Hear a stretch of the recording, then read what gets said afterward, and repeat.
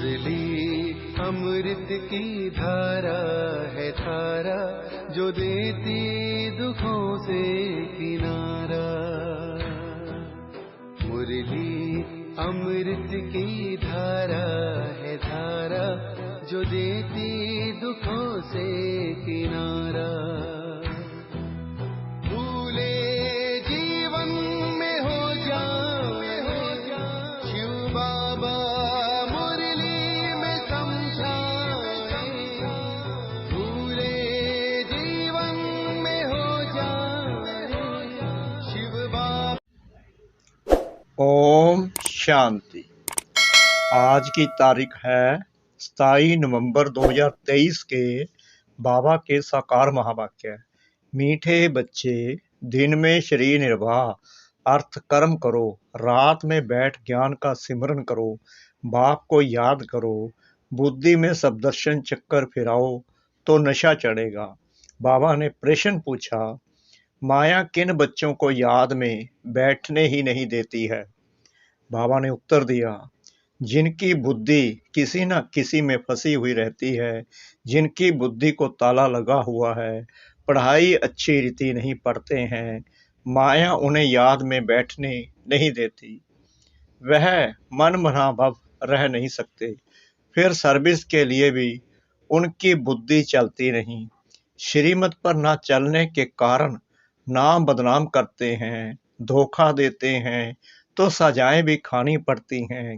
गीत, तुम्हारे बुलाने को जी चाहता है, तुम्हारे बुलाने को जी चाहता है, जी चाहता है।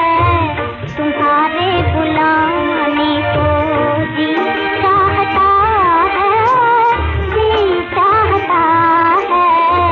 मुकद्दर बनाने को जी चाहता है। ओम शांति। बच्चों ने गीत सुना, गॉड फादर को ही बुलाते हैं, श्री कृष्ण को नहीं। बाप को कहेंगे आओ फिर से कंसपुरी के बदले कृष्णपुरी बनाओ। कृष्णपुरी को तो स्वर्ग कहा जाता है, यह कोई भी जानते नहीं, क्योंकि श्री कृष्ण को द्वापर में ले गए हैं। यह सब भूले शास्त्रों से हुई हैं। अभी बाप यथार्थ बात समझाते हैं। वास्तव में सारी दुनिया का बड़ा गॉड फादर है। सबको उस एक गॉड को ही याद करना है। भल मनुष्य क्राइस्ट, बुद्ध अथवा देवताओं आदि को याद करते हैं। हरेक धर्म वाले अपने धर्म स्थापक को याद करते हैं। याद करना शुरू हुआ है द्वापर से, भारत में गाया हुआ भी है। दुख में सिमरन सब करे, सुख में करे ना कोई। बाद में ही याद करने की रस्म पड़ती है, क्योंकि दुख है। पहले पहले भारतवासियों ने याद शुरू किया, उनको देखते दूसरे धर्म वाले भी अपने धर्म स्थापक को याद करने लग पड़ते हैं। बाप भी धर्म स्थापन करने वाला है, परंतु मनुष्यों ने बाप को भूल श्री कृष्ण का नाम डाल दिया है। लक्ष्मी नारायण के धर्म का उन्हें पता नहीं है। या तो ना लक्ष्मी नारायण को ना श्री कृष्ण को करना है, याद एक बाप को करना है, जो आदि सनातन देवी देवता धर्म की स्थापना कर रहे हैं। फिर जब यह भक्ति मार्ग में शिव की पूजा करने लगते हैं तो समझते हैं गीता का भगवान श्री कृष्ण है। उनको याद करते हैं, उनको देख वह भी अपने धर्म स्थापक को याद करते हैं। यह भूल जाते हैं कि यह देवता धर्म भगवान ने स्थापन किया है। हम लिख सकते हैं कि गीता का सरमोनाइजर श्री कृष्ण नहीं, शिव बाबा है। वह है निराकार। यह वंडरफुल बात हुई ना। किसी के पास भी शिव बाबा का परिचय नहीं है। वह स्टार है। सब जगह शिव के मंदिर हैं, तो वह समझते हैं कि इतना बड़ा है, अखंड ज्योति तत्व है, परंतु वह तो महातत्व में रहते हैं, जहाँ आत्माएं रहती हैं। आत्मा का रूप बरोबर स्टार मिसल है। परमपिता परमात्मा भी स्टार है, परंतु वह नॉलेजफुल बीज रूप होने कारण उनमें ताकत है। आत्माओं का पिता यानी कि बीज परमात्मा को कहेंगे। है वह निराकार। मनुष्यों को तो ocean of knowledge, ocean of love कह ना सके। इसलिए समझाने वाले बच्चों में अथॉरिटी चाहिए जिनकी बुद्धि विशाल हो। तुम सब में मुख्य है मम्मा। वंदे मातरम भी गाया हुआ है। कन्याओं द्वारा बाण मरवाए, अधर कन्या, कुंवारी कन्या का राज कहा है नहीं। सिर्फ मंदिर से ही सिद्ध होता है। जगदम्बा भी बरोबर है, परंतु वह जानते नहीं कि वह कौन है। बाप कहते हैं मैं ब्रह्मा मुख कमल द्वारा रचयिता और रचना के आदि मध्य अंत का राज बताता हूँ। ड्रामा में क्या है यह मनुष्यों की बुद्धि में आना चाहिए। यह बेहद का ड्रामा है, इसके हम एक्टर हैं, तो ड्रामा के आदि मध्य अंत का राज बुद्धि में रहना चाहिए। जिनकी बुद्धि में यह रहता है उन्हें बहुत नशा रहता है। सारा दिन शरीर निर्वाह किया, रात को बैठ स्मृति में लाओ। यह ड्रामा कैसे चक्कर लगाता है, यही मनमना भाव है, परंतु माया रात को भी बैठने नहीं देती है। एक्टर्स की बुद्धि में तो ड्रामा का राज रहना चाहिए ना, परंतु है बड़ा मुश्किल, कहाँ ना कहाँ फंस पड़ते हैं। तो बाबा बुद्धि का ताला बंद कर देते हैं। बहुत बड़ी मंजिल है, अच्छी पढ़ाई वाले फिर तनख्वाह भी अच्छी लेते हैं ना। यह पढ़ाई है, परंतु बाहर जाने से भूल जाते हैं, फिर अपनी मत पर चल पड़ते हैं। बाप कहते हैं मीठे बच्चे, श्रीमत पर चलने में ही तुम्हारा कल्याण है। यह है पतित दुनिया। विकारों को पॉइजन कहा जाता है, जिसका सन्यासी लोग सन्यास करते हैं। यह रावण राज्य शुरू ही होता है द्वापर से। यह वेद शास्त्र आदि सब भक्ति मार्ग की सामग्री है। सर्विस के लिए बच्चों की बुद्धि चलनी चाहिए। श्रीमत पर चले तो धारणा भी हो।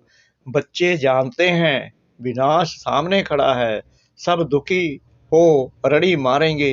हे भगवान रहम करो। त्राही त्राही करते समय भगवान को याद करेंगे। पार्टीशन के समय कितना याद करते थे, हे भगवान रहम करो, रक्षा करो। अब रक्षा क्या करेंगे, रक्षा करने वाले को ही जानते नहीं, तो रक्षा करेंगे कैसे। अभी बाप आया है, परंतु मुश्किल कोई की बुद्धि में बैठता है। बाप समझाते हैं ऐसे ऐसे सर्विस करो, यह श्रीमत बाप की मिलती है। ऐसे बाप को पहचान नहीं सकते, यह भी कैसा वंडर है। कितनी समझने की बातें हैं। सारा दिन शिव बाबा की याद बुद्धि में रहे, यह भी उनका रथ साथी ठहरा ना। बाबा देखते हैं बच्चे आज बहुत अच्छे निश्चय बुद्धि हैं, कल संशय बुद्धि बन जाते हैं।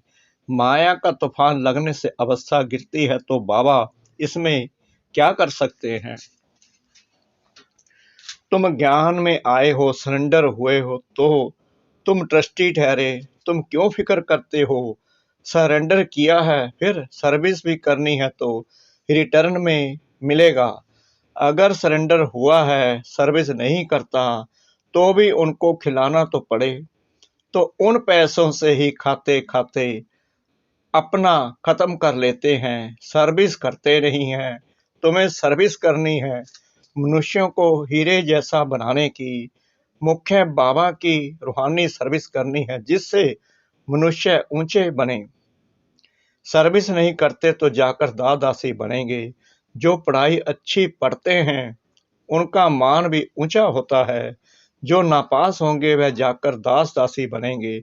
बाबा कहते हैं बच्चे मुझे याद करो और बरसा लो बस। यह मन मना भाव अक्षर ही राइट है। ओशन ऑफ नॉलेज कहते हैं कि मुझे याद करो तो तुम्हारे विक्रम विनाश होंगे। ऐसे श्री कृष्ण कह ना सके। बाप ही कहते हैं माम एकम याद करो और भविष्य राज्य पद को याद करो। यह राजयोग है ना, इससे प्रवृत्ति मार्ग सिद्ध होता है। यह तुम ही समझा सकते हो। तुम्हारे में भी जो सर्विसफुल तीखे हैं उन्हों को बुलाया जाता है, समझा जाता है। यह होशियार हैंड है। बच्चों को योग युक्त बनना है।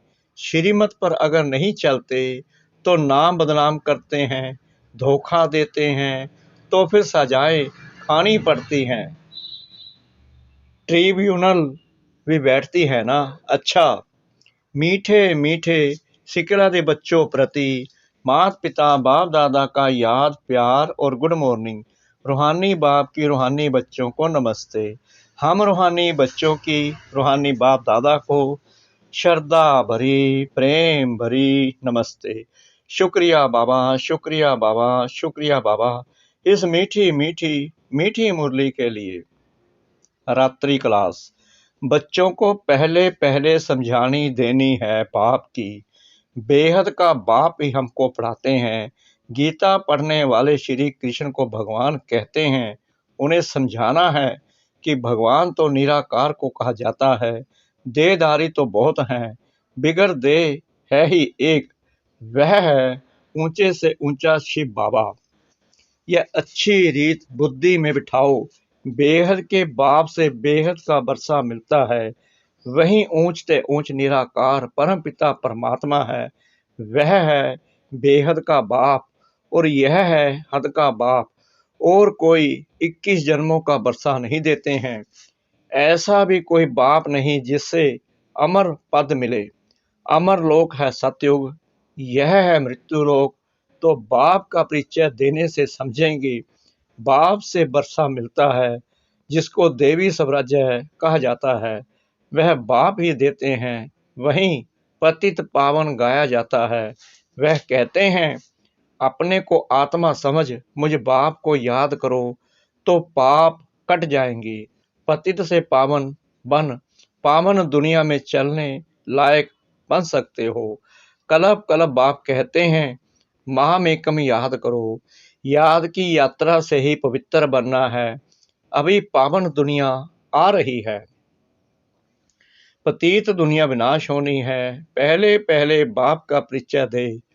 पक्का कराना है। जब पक्का बाप को समझ जाए तब बाप से बरसा मिले। इसमें माया भुलाती बहुत है।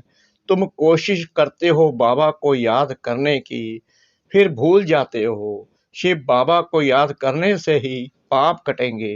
वह बाबा इनके द्वारा बताते हैं, बच्चे मुझे याद करो। फिर भी धंधे आदि में भूल जाते हैं। यह भूलना नहीं चाहिए। यही मेहनत की बात है।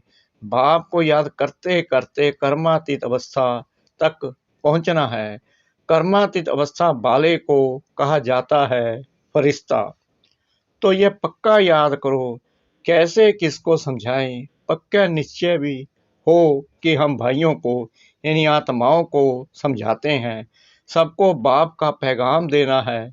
कई कहते हैं, बाबा पास चलूं दीदार करूं, परंतु इसमें दीदार आदि की तो बात ही नहीं है।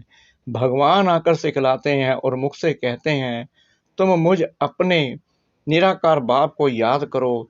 याद करने से सब पाप कट जाते हैं।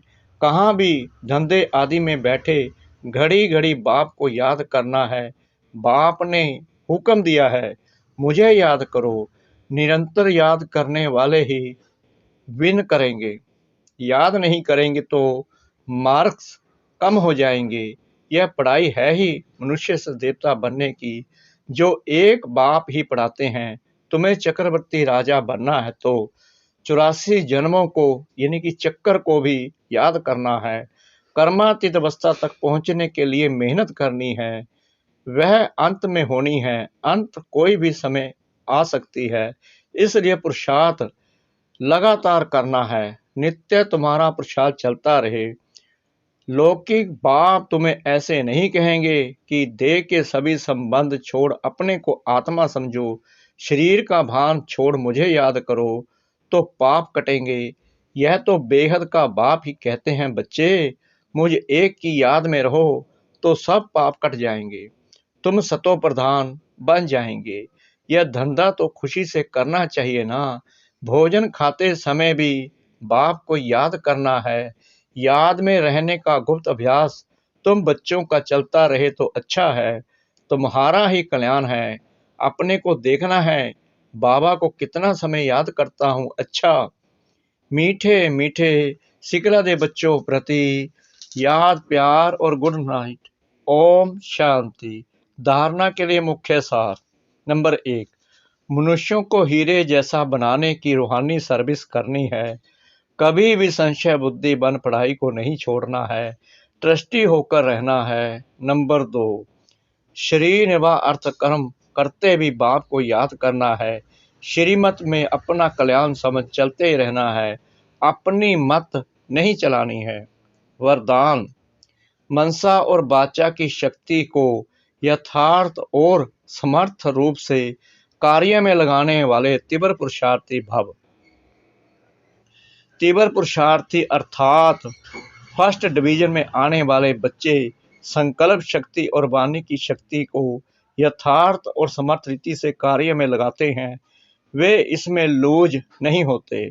उन्हें यह स्लोगन सदा याद रहता कि कम बोलो, धीरे बोलो और मधुर बोलो। उनका हर बोल योग युक्त युक्ति युक्त होता। वे आवश्यक बोल ही बोलते, व्यर्थ बोल, विस्तार के बोल बोलकर अपनी एनर्जी समाप्त नहीं करते। वे सदा एकांत प्रिय रहते हैं। स्लोगन, संपूर्ण नष्टो मोहा वह है जो मेरेपन के अधिकार का भी त्याग कर दे। संपूर्ण नष्टो मोहा वह है जो मेरेपन के अधिकार का भी त्याग कर दे। मातेश्वरी जी के मधुर महावाक्य। मन के अशांति का कारण है कर्म बंधन और शांति का आधार है कर्मातीत। वास्तव में हरेक मनुष्य की यह चाहना अवश्य रहती है कि हमको मन की शांति प्राप्त हो जावे, इसलिए अनेक प्रयत्न करते आए हैं, मगर मन को शांति अब तक प्राप्त नहीं हुई। उसका यथार्थ कारण क्या है? अब पहले तो यह सोच चलना जरूरी है कि मन के अशांति की पहली जड़ क्या है। मन की अशांति का मुख्य कारण है कर्म बंधन में फंसना। जब तक मनुष्य इन 5 विकारों के कर्म बंधन से नहीं छूटे हैं, तब तक मनुष्य अशांति से छूट नहीं सकते। जब कर्म बंधन टूट जाता है, तब मन की शांति यथार्थ जीवन मुक्ति को प्राप्त कर सकते हैं। अब सोच करना है, यह कर्म बंधन टूटे कैसे और उसे छुटकारा देने वाला कौन है? यह तो हम जानते हैं। कोई भी मनुष्य आत्मा किसी भी मनुष्य आत्मा को छुटकारा दे नहीं सकती।